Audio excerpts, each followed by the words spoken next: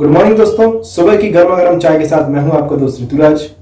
नया दिन है, नई सुबह है, तो नई जानकारियां भी होनी चाहिए। करंट अफेयर्स के साथ, डेली का करंट अफेयर्स के साथ मैं आपके लिए लेकर आया हूं क्विज।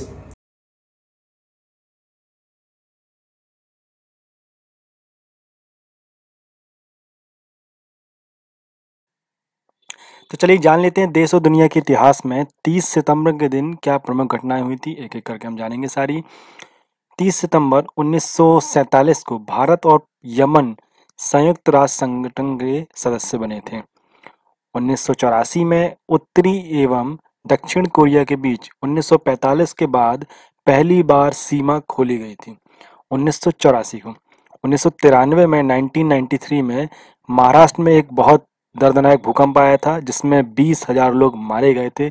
1993 में बहुत ही विकराल भूकंप था ये। उस टाइम 20,000 लोग मारे जाना मतलब बहुत बड़ी बात हुआ करती थी। चलिए फिर इसका देखते हैं। 2001 में कांग्रेस के प्रमुख नेता माधवराव सिंधिया जी का निधन हुआ था। अब ये माधवराव सिंधिया जी कौन है? आप सिंधिया से नाम तो समझ ही गए होंगे, ज्योतिरादित्य सिंधिया जी के पिताजी, जो कि कांग्रेस के प्रमुख नेता थे। परंतु उसके बाद ये जैसे कि अभी ज्योतिरादित्य सिंधिया जी बगावत करके दूसरी पार्टी में चले गए हैं, भारतीय जनता पार्टी में चले गए हैं, वैसे ही माधवराव सिंधिया जी भी कांग्रेस पार्टी में रहते हुए बगावत करके इन्होंने दूसरी अपनी खुद की एक पार्टी बना ली थी। फिर बाद में ये वापस कांग्रेस में ही आ गए थे। परंतु यहाँ पर इनके जो सुपुत्र हैं ज्योतिरादित्य सिंधिया जी, ये कांग्रेस से बगावत करके बीजेपी में चले गए। चलिए आगे बढ़ेंगे। 2003 में विश्वनाथन आनंद ने विश्व रैपिड शतरंज चैंपियनशिप जीती थी। 2010 में भारत में अयोध्या की बाबरी मस्जिद राम मंदिर विवाद पर इलाहाबाद उच्च न्यायालय की लखनऊ पीठ ने विवादित जमीन को 3 हिस्सों में बांटकर रामलला, निर्मोही अखाड़े और वक्फ बोर्ड को एक एक हिस्सा देने का निर्णय दिया था। 2010 में यह ऐतिहासिक फैसला दिया था इलाहाबाद हाईकोर्ट ने। यहाँ पर इन्होंने जो हाईकोर्ट ने किया ये था कि जो विवादित जमीन थी उसको 3 बराबर बांटों में बांट दिया था।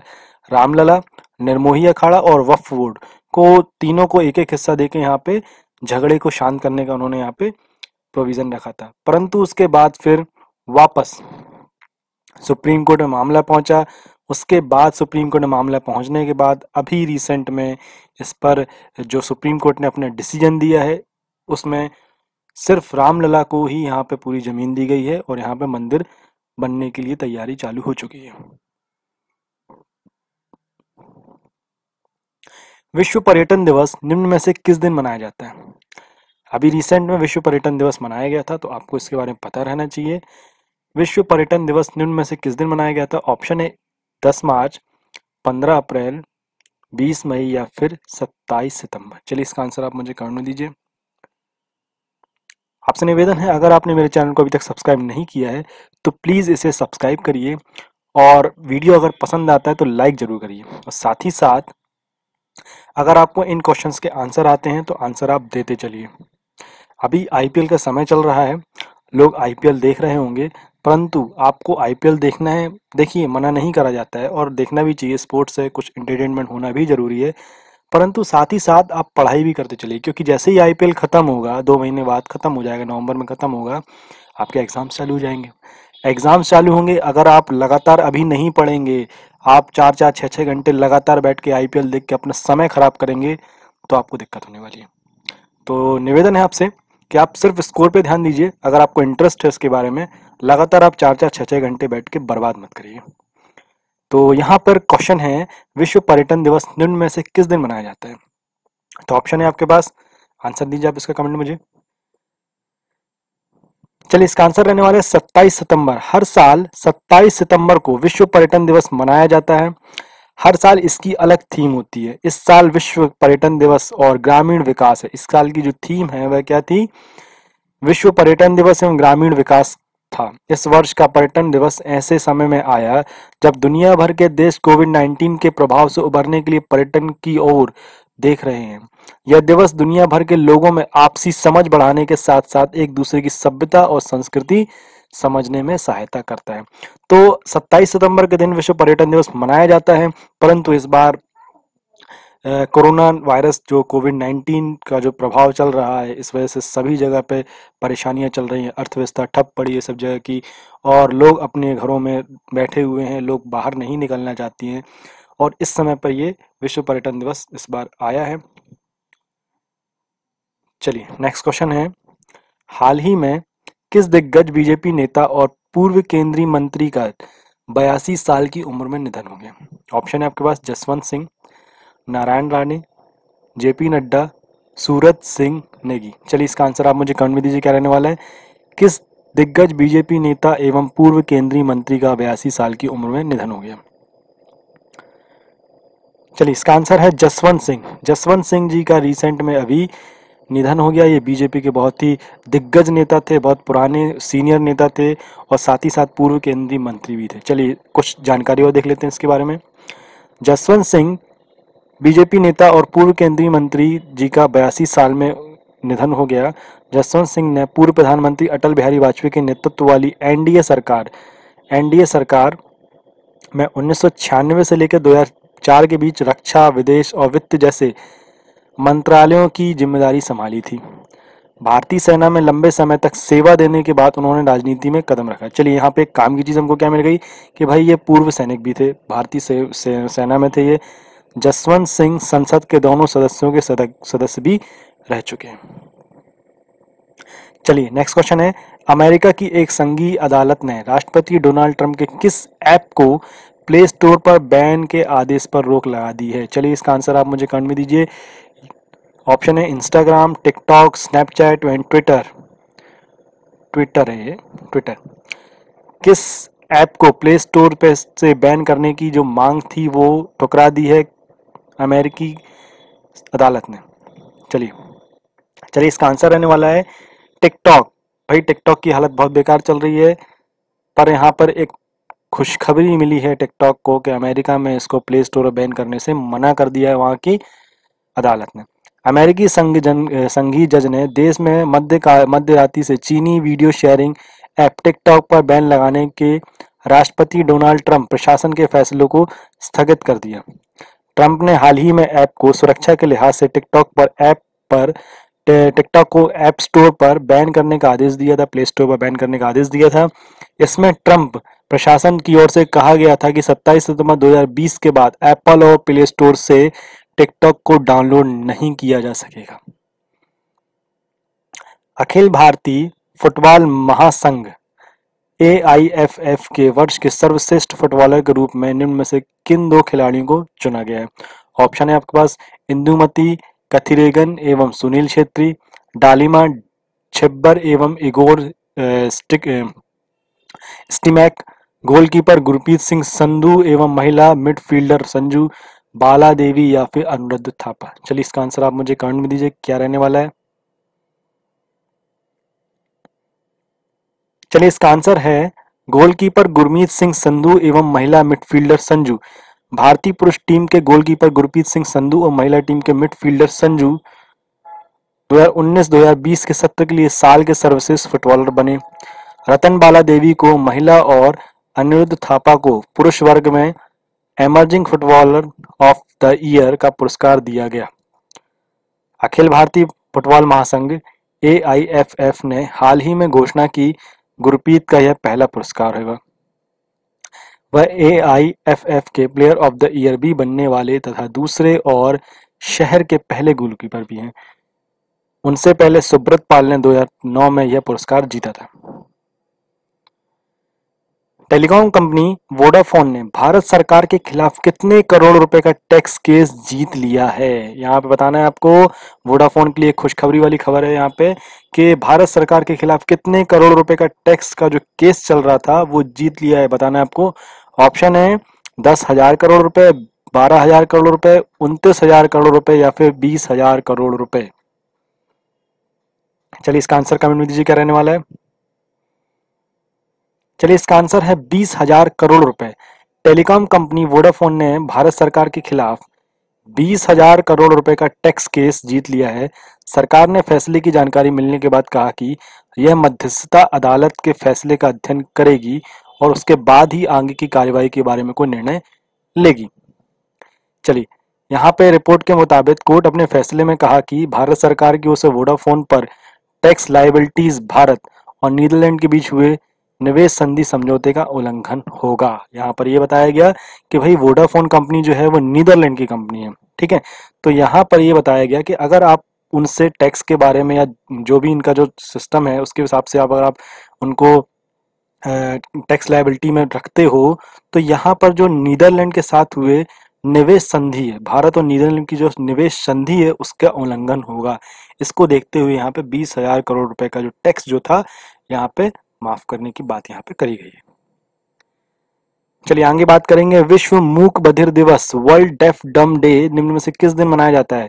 ऑप्शन है आपके पास 26 सितंबर, 10 जनवरी, 15 मार्च या फिर 12 अगस्त। विश्व मूक बधिर दिवस, वर्ल्ड डेफ एंड डम डे किस दिन मनाया जाता है? चलिए इसका आंसर है 26 सितंबर। विश्व मूक बधिर दिवस हर साल 26 सितंबर को मनाया जाता है। विश्व बधिर संघ WFD ने वर्ष 1958 से विश्व मूक बधिर दिवस की शुरुआत की। इस दिन बधिरों के सामाजिक, आर्थिक एवं राजनीतिक अधिकारों के प्रति लोगों में जागरूकता उत्पन्न कराने के साथ साथ समाज और देश में उनकी उपयोगिता के बारे में बताया जाता है। भाई इस दिन ये बताया जाता है कि भाई ये जो मूक बधिर लोग हैं ये समाज के लिए बोझ नहीं है, ये इनके लिए बोझ नहीं है, इनकी आर्थिक एवं राजनीतिक अधिकार भी होते हैं, उसको हमको बढ़ाना चाहिए, उसके बारे में जागरूकता फैलानी चाहिए और इनको हमको अपना समझना चाहिए। इनकी उपयोगिता के बारे में बताया जाता है। इस दिवस का मुख्य उद्देश्य साधारण जनता एवं संबंधित सत्ता का बधिरों की क्षमता, उपलब्धि इत्यादि की तरफ ध्यान आकर्षित करना भी है। हाल ही में किस राज्य ने गैर संचारी रोगों नियंत्रित करने से संबंधित सतत विकास लक्ष्यों में उत्कृष्ट प्रदर्शन के लिए United nation inter agency task force award जीता? ऑप्शन है आपके पास केरल, बिहार, पंजाब या फिर Tamil Nadu. International United nation inter agency task force award किसने जीता? चलिए इसका आंसर है केरल। केरल ने गैर संचारी रोगों नियंत्रण करने के से संबंधित सतत विकास लक्ष्यों में उत्कृष्ट प्रदर्शन के लिए United nation inter agency task force award जीता। यह पुरस्कार ने गैर संचारी उद्योगों और गैर संचारी रोगों और मानसिक स्वास्थ्य की रोकथाम और नियंत्रण में 2019 के दौरान राज्य की उपलब्धियों को सम्मानित किया। यहाँ पर उन्होंने क्या किया, 2019 में जो राज्य की उपलब्धियां थी किसको लेके, गैर संचारी रोग मतलब नॉन कम्युनिकेबल जो डिसीजेज होते हैं उनकी बात कर रहे हैं यहाँ पे, और साथ ही साथ मानसिक स्वास्थ्य की जो रोकथाम है उसको नियंत्रण करना, इसको लेकर राज्य की जो भी उपलब्धियां थी उसको सम्मानित किया गया। सार्वजनिक स्वास्थ्य केंद्रों से अस्पतालों तक जीवन शैली की बीमारियों के इलाज के लिए राज्य के सभी स्तरों पर जो सुविधाएं हैं, राज्य कोविड-19 की मृत्यु दर की नियंत्रण करने में सक्षम रहा क्योंकि इसने गैर संचारी रोगों पर ध्यान केंद्रित किया। पुरस्कार प्राप्त करने के लिए केरल दुनिया भर में 7 स्वास्थ्य मंत्रालयों में से एक है। हाल ही में किस पूर्व क्रिकेटर को उनके लंबे अनुभव के कारण बीसीसीआई ने एक सीनियर महिला चयन समिति का अध्यक्ष नियुक्त किया है? चलिए इसका आंसर आप मुझे कमेंट में दीजिए। किस भारतीय खिलाड़ी को, भारतीय क्रिकेटर को, पूर्व क्रिकेटर को लंबे अनुभव की वजह से बीसीसीआई ने सीनियर महिला चयन समिति का अध्यक्ष नियुक्त किया है? चलिए इसका आंसर दीजिए कमेंट में क्या रहने वाला है।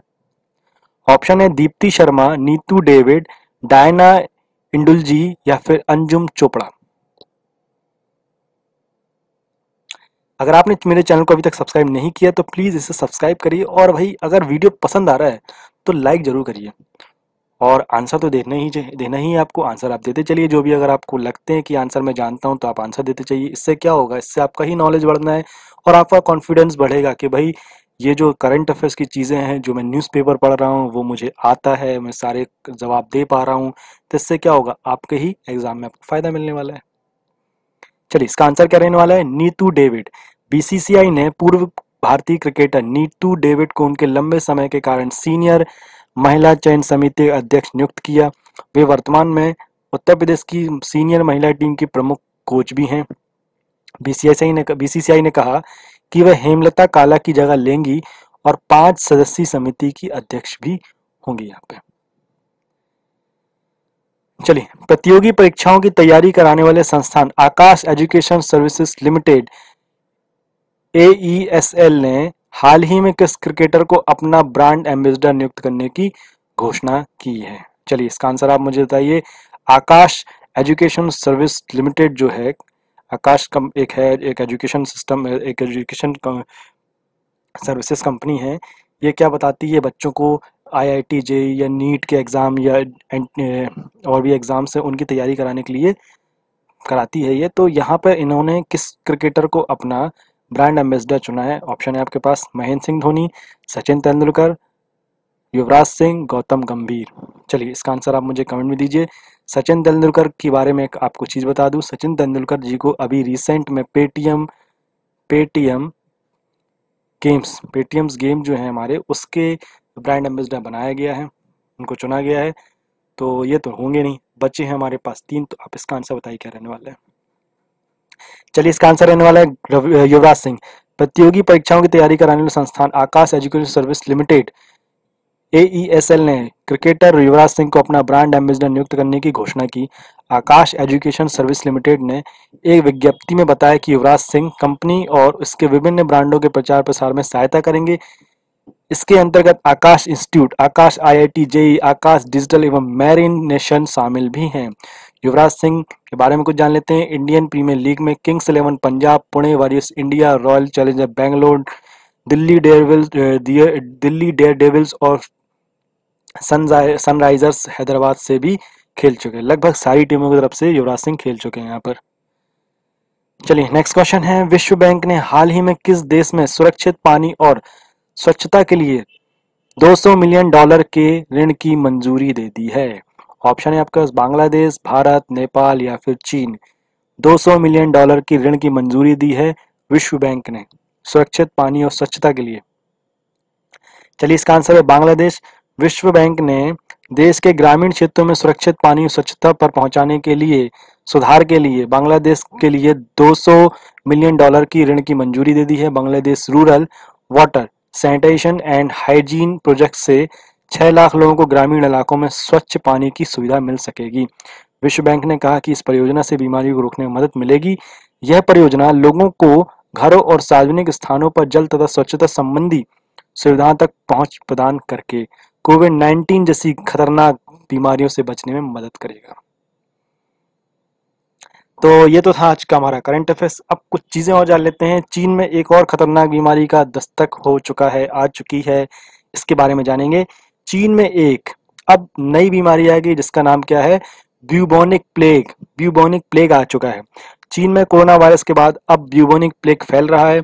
इससे देश के दक्षिण पश्चिम हिस्से में आपातकाल लगा दिया गया है, इमरजेंसी लग गई है। बताया जा रहा है कि एक 3 साल का बच्चा प्लेग की चपेट में आ गया। यह बच्चा चीन के यूनियान प्रांत के मेघाई काउंटी का रहने वाला है। चीन में 21 सितंबर को प्लेग से फैलने का मामला सामने आया था। तो यहाँ पे एक नई बीमारी का जन्म हो चुका है। कोरोना से हम वैसे ही नहीं उबर पा रहे हैं। इस घटना के बाद चीनी प्रशासन ने इलाके में चौथे स्तर का आपातकाल घोषित कर दिया है। प्रशासन की कोशिश है कि कोरोना वायरस की तरह इस बीमारी तरह ही ये एक और महामारी ना बने, ना फैले, इसके लिए ये आपातकाल घोषणा किया गया है। इससे पहले यूनान में प्लेग के संक्रमित 3 मरे हुए चूहे मिले थे। इससे पहले अगस्त महीने में उत्तरी मंगोलिया में प्लेग फैलने का मामला सामने आया था। तो अब जान लेते हैं कि ये ब्यूबोनिक प्लेग है क्या चीज। ब्यूबोनिक प्लेग एक अत्यधिक संक्रामक और घातक बीमारी है जो ज्यादातर रोटेट्स से फैलती है। विश्व स्वास्थ्य संगठन WHO के अनुसार यह बीमारी बैक्टीरिया यार्सिनिया पेस्टिया के कारण होती है, जो आमतौर पर छोटे छोटे स्तनधारियों और उनके पिस्सू में पाए जाने वाले एक जेनेटिक जीवाणु होते हैं। इससे रोग के लक्षण 1 से 7 दिनों तक दिखाई देते हैं। यह बीमारी आमतौर पर पिस्सू के काटने से फैलती है, जो चूहों, खरगोशों और गिलहरियों जैसे संक्रमित जीवों पर भोजन के लिए निर्भर रहता है। तो ये छोटे जो कीड़े होते हैं, पिस्सू जो होते हैं, इन इससे फैलता है ये बीमारी। पिस्सू मतलब ये, जैसे आप देखे होंगे कि जो छोटे जानवर होते हैं, जैसे यूजली हम देखते हैं कुत्ते जो होते हैं, जो डॉग्स होते हैं, उनमें छोटे छोटे कीड़े लग जाते हैं। बिल्लियों में छोटे छोटे कीड़े लग जाते हैं, वो कहलाते हैं पिस्सू। उनका काम क्या होता है? खून चूसना। तो ये जो बीमारी है बिल्लियों में, चूहों में, खरगोशों में, इन सबों में फैल रही है। किसके काटने की वजह से? पिस्सू के काटने की वजह से। तो अब बात करते हैं ब्यूबोनिक प्लेग के लक्षण क्या होने वाले हैं। ये बीमारी जो है इंसानों में भी फैल रही है, क्योंकि इनके संक्रमण की वजह से ये मर जाते हैं चूहे उसी वजह से।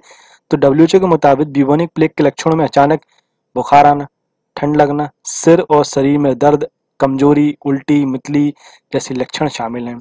शरीर में एक या कई ऐसी जगह पर सूजन भी आ सकती है। अब बात कर लेते हैं, ये बीमारी कोई नई तो है नहीं, पुरानी है, तो जान लेते हैं इसके बारे में। इस बीमारी ने पहले भी पूरी दुनिया में लाखों लोगों को मारा है। यह जानलेवा बीमारी का दुनिया में तीसरी बार हमला हो चुका है।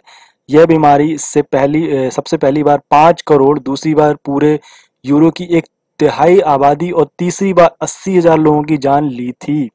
इस बीमारी को ब्लैक डेथ या काली मौत भी कहा जाता है। चलिए, तो हमारे लिए काम की चीज क्या मिल गई? ब्लैक डेथ या काली मौत किसे कहा जाता है? विश्व भर में ब्यूबोनिक प्लेग के साल में 2010 से लेकर 15 के बीच में लगभग 3248 मामले सामने आ चुके हैं, जिसमें से 584 लोगों की मृत्यु हो चुकी है।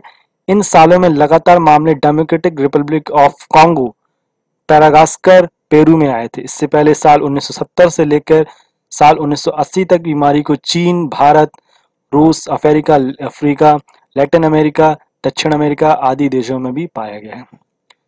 ब्यूबोनिक प्लेग का दूसरा हमला दुनिया भर में आया था, जिसमें 1347 पर आया था। तब इसे नाम दिया था ब्लैक डेथ। तब भी इसका नाम ब्लैक डेथ ही दिया गया था। इस दौरान यूरोप के 1/3 आबादी को खत्म कर दिया था। ब्यूबोनिक प्लेग का ये तीसरा मामला 1894 में आया था।